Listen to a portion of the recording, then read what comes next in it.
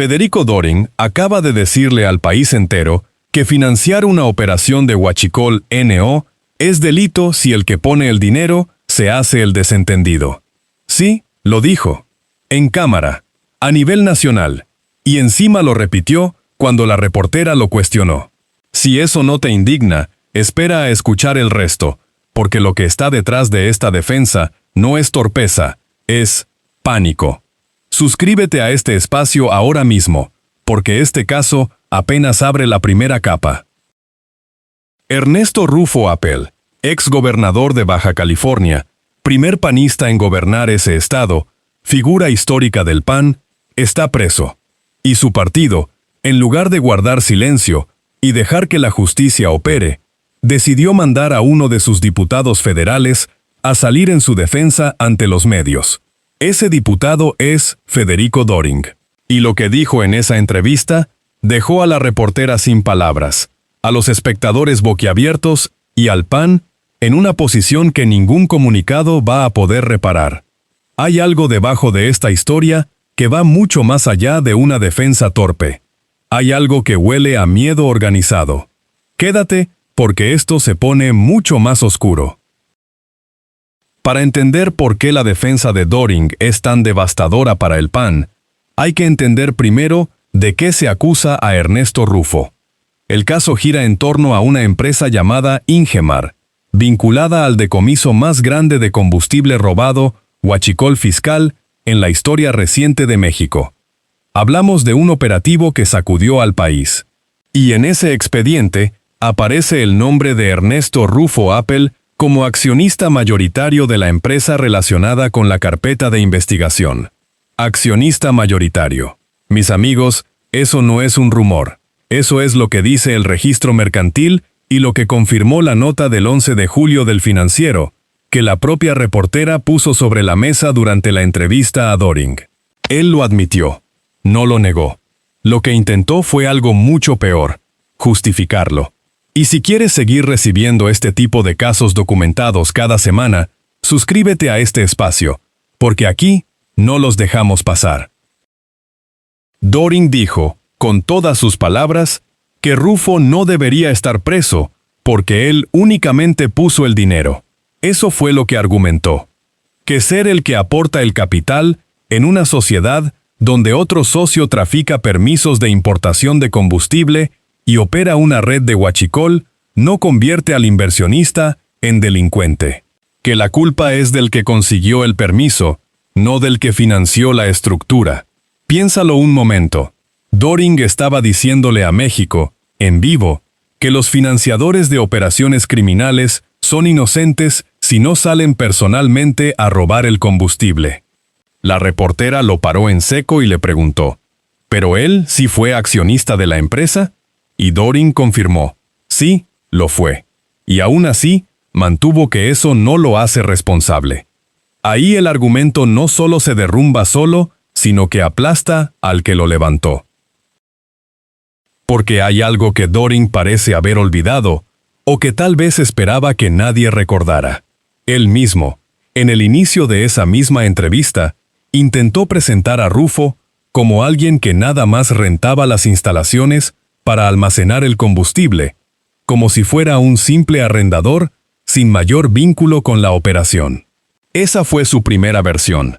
Después, cuando la reportera sacó la nota que lo acreditaba como accionista mayoritario, Doring cambió el argumento sin parpadear. Ya no era que nada más rentaba el espacio, ahora era que sí, era accionista, pero que no sabía con quién se estaba asociando. Dos versiones distintas en la misma entrevista. Amigas y amigos, cuando alguien cambia su historia en tiempo real, es porque la historia original no aguantó ni el primer jalón. Y la pregunta que queda flotando es, si el propio defensor no se pone de acuerdo consigo mismo, ¿qué tan sólido puede ser lo que está defendiendo? Pero esto apenas va por la mitad. Lo que viene después es todavía más revelador. Hay una figura que no ha dicho casi nada públicamente desde que estalló el caso, pero cuyo silencio pesa más que cualquier declaración. Vicente Fox, el expresidente que comparte con Rufo la historia fundacional del PAN en los años 90, el mismo periodo en que Rufo gobernó Baja California, ha aparecido en cámara visiblemente descompuesto desde que su correligionario fue detenido. Preocupado, desanimado. Y cuando abrió la boca, en lugar de defender la inocencia de Rufo con argumentos jurídicos, pidió que lo dejaran llevar su caso desde casa porque ya tiene más de 70 años. Mis amigos, un expresidente de México, figura histórica del panismo, salió a pedir arresto domiciliario por razones humanitarias para un detenido cuya inocencia, según su propio partido, es total y absoluta. Si la inocencia fuera tan evidente como dicen, la petición sería la liberación inmediata, no la comodidad del domicilio. Hay algo en esa brecha entre lo que dicen y lo que piden que lo explica todo. Y quien quiera estar presente cuando destapemos el próximo caso así de retorcido, que se suscriba a este espacio, porque no vamos a dejar de mirar donde otros miran, para otro lado. El exdiputado priista Rubén Moreira salió también a dar su versión, y la suya fue, si cabe, aún más reveladora en lo que no dijo. Moreira reconoció que hay un delito, que alguien debe responder, pero inmediatamente después pasó a hablar de distractores, del mal gobierno de Morena, de Toyota, del TMEC, de la inseguridad en Zacatecas, de la cartera vencida, de los afores. Todo menos del caso concreto, todo menos de Ernesto Rufo. Una cortina tan obvia que hasta chirría. Aquí lo vemos claro. Cuando la oposición no puede defender el fondo, cambia el tema. Y cuando no puede cambiar el tema, lo llama persecución política. Es el mecanismo más viejo del manual y, sin embargo, lo siguen usando porque históricamente les ha funcionado. Lo que no calcularon es que esta vez hay demasiados detalles documentados, demasiadas contradicciones grabadas, demasiados registros mercantiles con nombres propios. La realidad del caso no desaparece porque Moreira mencione el fentanilo y las plantas automotrices. Y aquí llega el punto que más debería molestarle a cualquier ciudadano que haya escuchado al PAN hablar de legalidad en los últimos 20 años. Este partido construyó durante décadas una narrativa de combate a la corrupción. Fue el discurso que los llevó al poder federal en el año 2000. La transparencia, la rendición de cuentas, el Estado de Derecho. Todo eso. El PAN se vendió al electorado mexicano como la alternativa limpia frente a décadas de impunidad priista. Y ahora su diputado sale en cadena nacional a argumentar que poner dinero en una empresa vinculada al tráfico de combustible robado no convierte a nadie en delincuente.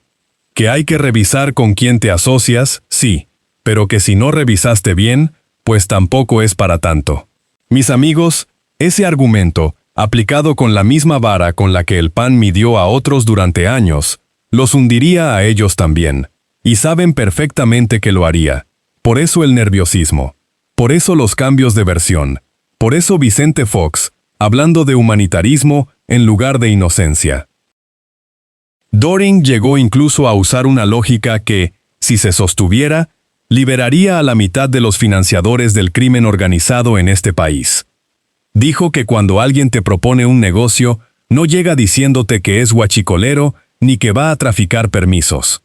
Que la gente se presenta con una oportunidad de inversión y que si después resulta que había algo turbio detrás, el inversionista no puede ser responsable de lo que no sabía.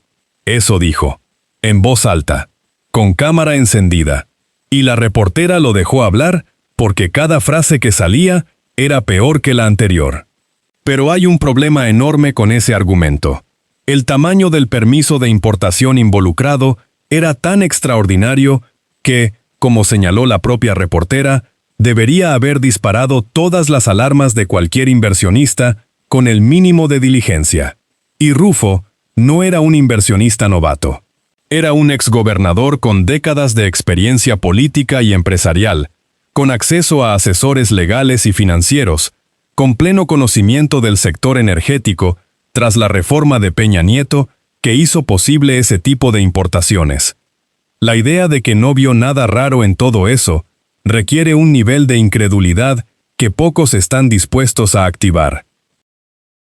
Suscríbete a este espacio si crees que casos como este merecen seguimiento real, porque el de Ernesto Rufo no va a resolverse en una semana, y aquí vamos a estar cuando vengan los siguientes capítulos. Ahora escucha esto. La reportera, en un momento de la entrevista, le recuerda a Doring sus propias palabras del inicio de la conversación. Le dice, con calma, que al principio él había presentado a Rufo como alguien que nada más prestaba las instalaciones. Y Doring, en lugar de admitir que cambió de versión, responde, «Regrésate al inicio de la conversación, ahorita lo ponemos si quieres». Lo retó a reproducir la grabación. En vivo. Mis amigos, eso es lo que se llama un error de cálculo monumental. Porque la reportera tenía la grabación. Y la puso. Y ahí estaba Doring, minutos antes, diciendo exactamente lo que la reportera recordaba.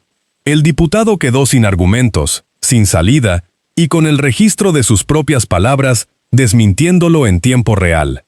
Eso no fue un debate. Fue una autopsia pública del argumento más débil que el PAN ha intentado sostener en mucho tiempo. Y aquí está la revelación que convierte todo lo anterior en algo todavía más grave. Porque mientras Doring debatía en televisión tratando de construir una defensa que se caía sola, y mientras Fox pedía humanitarismo en lugar de exigir inocencia, y mientras Moreira hablaba de Toyota y del TMEC, para no hablar de Rufo, quedó sobre la mesa un dato que nadie de la oposición intentó rebatir con pruebas.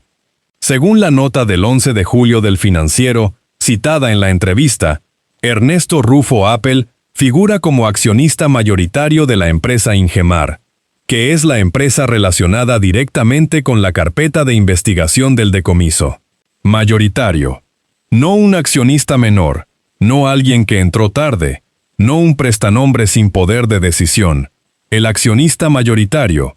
Doring lo confirmó sin negarlo, y después intentó explicar que eso no significa lo que significa, que ser el dueño principal de la empresa que está en el centro de la investigación no es lo mismo que ser responsable de lo que la empresa hizo. Deja que eso repose un momento. Suscríbete a este espacio para que cuando la Fiscalía dé su siguiente movimiento, en este caso estés aquí para verlo. Lo que esto significa para el PAN va mucho más allá del caso Rufo. Aquí lo que está en juego es la credibilidad del discurso de todo un partido durante 2 décadas. Si el argumento de Doring prosperara, si la lógica de que poner el dinero no implica responsabilidad se instalara como doctrina, entonces habría que revisar con ese mismo criterio a todos los financiadores de las campañas del PAN en los últimos años. Y esa pregunta, que Doring abrió sin querer al salir a defender a Rufo, es exactamente la que la Fiscalía tarde o temprano va a formular en sus propios términos. Porque cuando se rastrea el dinero en una operación de este tamaño, el accionista mayoritario no es el último en la lista, es el primero. Las reacciones en redes tras circular la entrevista fueron inmediatas. Periodistas, analistas y ciudadanos de todos los espectros políticos coincidieron en una sola cosa, que Doring había hecho más daño a la causa de Rufo en 15 minutos de entrevista que cualquier argumento de la Fiscalía. Algunos dentro del propio PAN, sin dar la cara públicamente, filtraron su incomodidad a través de fuentes periodísticas. Nadie salió a respaldar el argumento del financiamiento sin culpa. Nadie. El silencio del partido como institución, después de que circuló la entrevista, fue más elocuente que cualquier comunicado. Y Fox, que había abierto la boca para pedir humanitarismo, dejó de hablar del tema. Todos cerraron filas. Pero la grabación sigue ahí. Y esto nos lleva a una pregunta que este caso planta en el centro de la conversación pública y que nadie de la oposición ha respondido todavía. Si el estándar del PAN para defender a sus figuras es que quien pone el dinero en un negocio turbio no es responsable de lo que ese negocio hace, ¿cómo aplicaban ese mismo estándar cuando señalaban a los financiadores del entorno priista durante los años en que eran oposición? Porque las denuncias de financiamiento irregular que el PAN hizo durante décadas contra el PRI usaban exactamente la lógica contraria. Que quien pone el dinero sabe a dónde va el dinero. Que el que financia es cómplice. Que el rastro del capital conduce a la responsabilidad. Eso dijeron, eso construyeron, Y aquí lo que está pasando es que ese edificio les está cayendo encima, y como bien lo sabes, cuando las reglas que uno mismo construyó se vuelven contra uno, ya no hay manera de hacer que suenen distintas.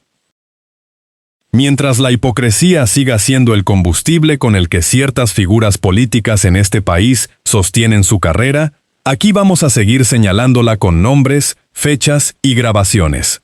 Suscríbete a este espacio si no quieres perderte la próxima vez que alguien salga a defender lo indefendible y se quede sin máscara en cámara. El caso de Ernesto Rufo apenas está en sus primeros capítulos judiciales.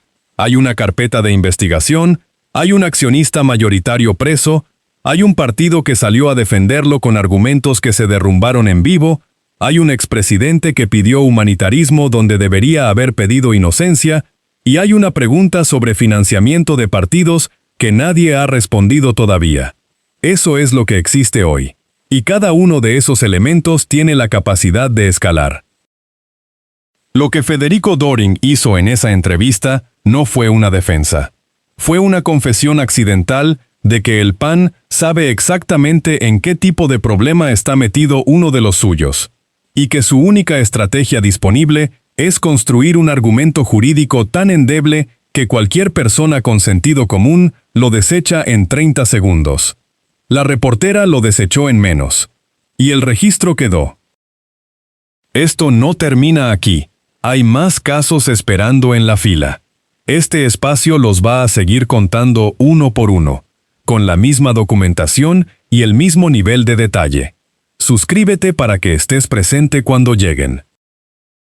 El PAN llegó al poder prometiendo que iba a cambiar las reglas del juego.